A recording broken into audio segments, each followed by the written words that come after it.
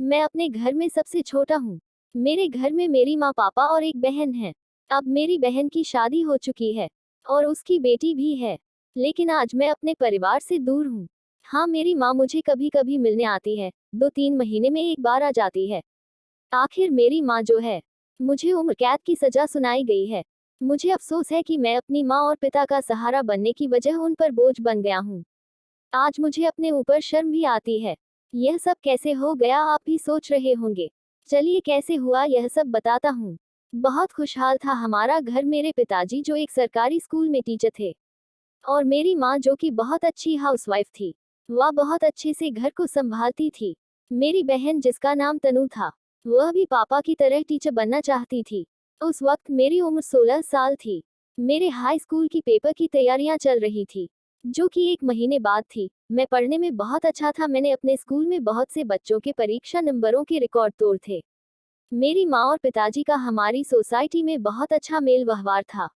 मेरी माँ और पिताजी को लोग बहुत मानते थे। मैं अपने हाई स्कूल की परीक्षा की तैयारी में जुटा हुआ था। अब परीक्षा को 1 महीना बाकी था और उधर मेरे मामा की शादी थी, जिसके लिए घर में तैयारियां चल रही थी। सब जाने का मन बना चुके थे। माँ और बहन की पूरी तैयारी हो गई थी और पिताजी को 7 दिन की छुट्टी ही मिली थी, जबकि प्रोग्राम 10 दिन का था। माँ और बहन ने 10 दिन रुकने का फैसला किया और पिताजी 7 दिन में वापसी आने के लिए बोला था।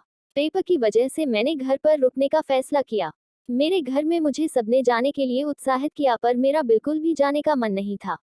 मैं हर बार की तरह इस बार भी एग्जाम में सबसे अच्छी नंबर लाना चाहता था। मेरी माँ थोड़ा परेशान थे मेरे ना जाने की वजह से, लेकिन मैंने अपनी माँ को समझाया कि अब मैं बड़ा हो गया हूँ और इससे पहले भी मैं अकेले घर में रुक चुका हूँ। परेशान मत हो माँ, मैं अपना ध्यान रख लूंगा और आप तो देखना इस बार भी मैं अपने स्कूल में सबका रिकॉर्ड तोड़ दूंगा। यह कहकर मैंने अपनी माँ को समझाया।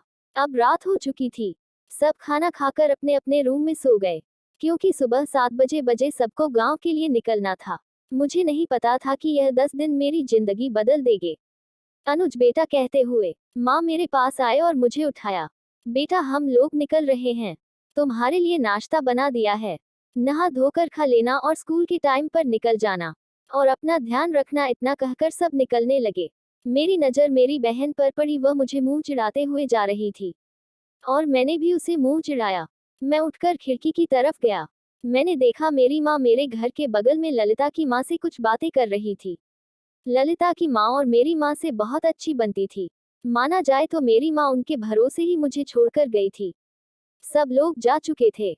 मेरे परिवार को गए हुए 1 घंटा नहीं हुआ था, तभी ललिता आंटी मेरे घर पर मेरे लिए नाश्ता लेकर आई। मैंने उनको इसके लिए मना किया, तो वह बोली कि तुम्हारी माँ ने हमें जिम्मेदारी दी है कि तुम्हारा ध्यान रखें। अब आज से 10 दिन तक हम तुम्हारा ध्यान रखेंगे। यह कहकर उन्होंने नाश्ता टेबल पर रखा। नाश्ता टेबल पर इस तरह से रखा कि उनका पल्लू छाती से नीचे गिर गया और मैंने अपनी नज़र तुरंत उन पर से हटा ली और वह मेरी तरफ देखकर बोली, यह नाश्ता कर लेना और कोई जरूरत हो तो बता देना। इतना कहकर वह घर से चली गई। आज तक किसी ने मुझसे इतने प्यार से बात नहीं की थी। पता नहीं वह क्या था, प्यार था या और कुछ। मैंने अपनी स्कूल की तैयारी कर ली और स्कूल के लिए निकल गया कि अचानक ललिता आंटी मेरे सामने आ गई, मानो कि वह मेरा ही इंतजार कर रही थी, और उन्होंने मुझे जबरदस्ती लंच बॉक्स दे दिया। उस वक्त मुझे बड़ा अजीब लगा, पर मुझे लेट हो रहा था, तो मैं लंच बॉक्स लेकर स्कूल के लिए निकल गया और बहुत अच्छे से मैंने पढ़ाई की। स्कूल खत्म करने के बाद मुझे कोचिंग के लिए जाना था। मैं कोचिंग गया और अपनी कोचिंग खत्म करके वापस घर लौटा। लौटते वक्त मैंने देखा कि ललिता आंटी खिड़की पर बैठी है और वह मेरी तरफ देख रहे हैं। मैंने ही उनको हंसकर देखा और वह खिड़की से चली गई। जब मैंने अपने कमरे में गया तो देखा एक बिल्ली मेरे कमरे में है। उस बिल्ली ने पूरे घर में सामान बिखेर रखा था। मैंने उसे भगाया और बैग रखकर सफाई करने लगा और फिर मेरे घर की बेल बजी। मैंने बोला, हाँ कौन है? आवाज आया, अरे मैं हूँ ललिता। मैंने कहा, रुकिए आ रहा हूँ। मैंने जाकर गेट खोला और उन्होंने देखा कि घर का सामान बिखरा पड़ा है, तो वह तुरंत अंदर आए और बोली, अरे यह कैसे सब बिखेर रखा है।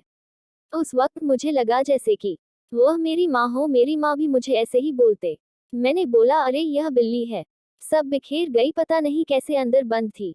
मैंने ध्यान नहीं दिया। ललिता जी तो चलो, अच्छा कोई बात नहीं, लाओ मैं समेट देती हूँ।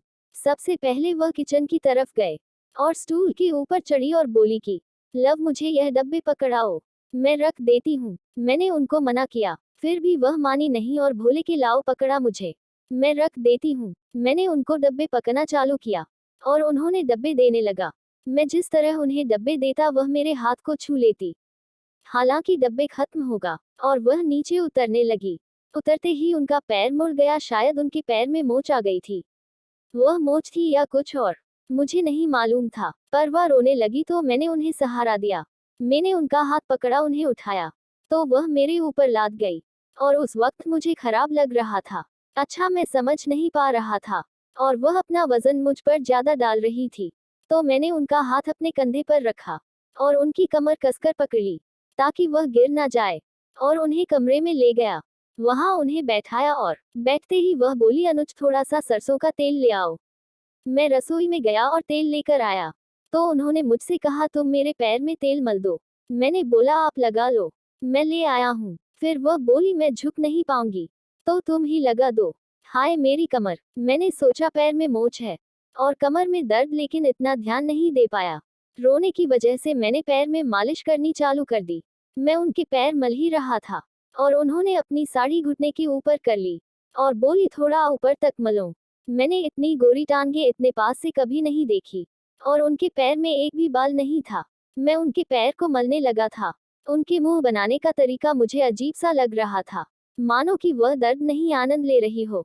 मुझे पैर मलते मलते 10 मिनट हो चुके थे कि अचानक घर की बेल बजती है। ललिता की माँ आवाज देती है।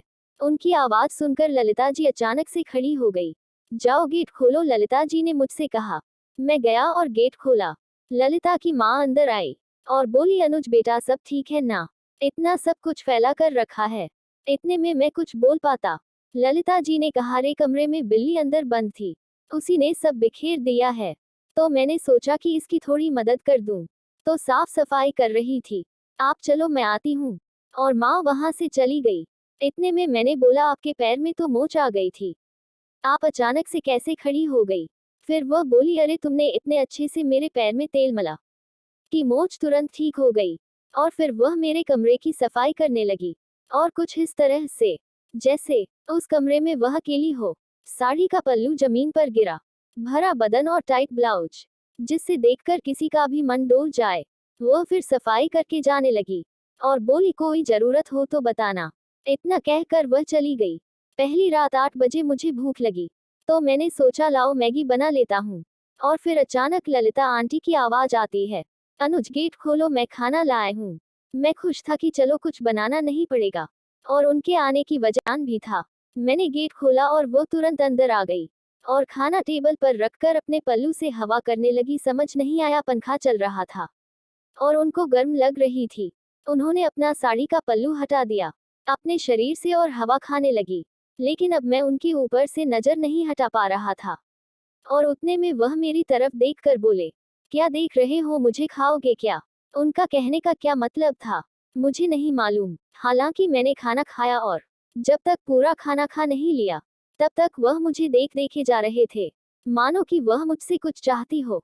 और खाना खत्म होते ही वह चले गए और मैं भी पढ़ाई करने लगा और उनका ही ख्याल आ रहा था कि मेरे अंदर कुछ दौड़ रहा हो। मेरे पढ़ने का बिल्कुल मन नहीं हो रहा था। एक अजीब सी बेचैनी हो रही थी। जैसे तैसे मैं सो गया। सुबह 6 बजे में उठा। मैंने सबसे पहले अपनी खिड़की की तरफ जाकर देखा। ललिता जी के घर की तरफ वहां कोई नहीं दिखा और फिर मैं नहाने लगा। नहाने के बाद मैं स्कूल के लिए तैयार होने लगा कि अचानक घर की बेल बजी और मैं खुश था, बहुत खुश था, पता नहीं क्यों।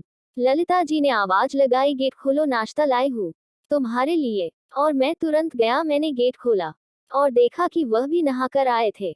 उनके बाल गीले थे जिसकी वजह से उनका ब्लाउज भी गीला हो गया था। अब मुझको अचानक से बहुत अच्छी लगने लगी है।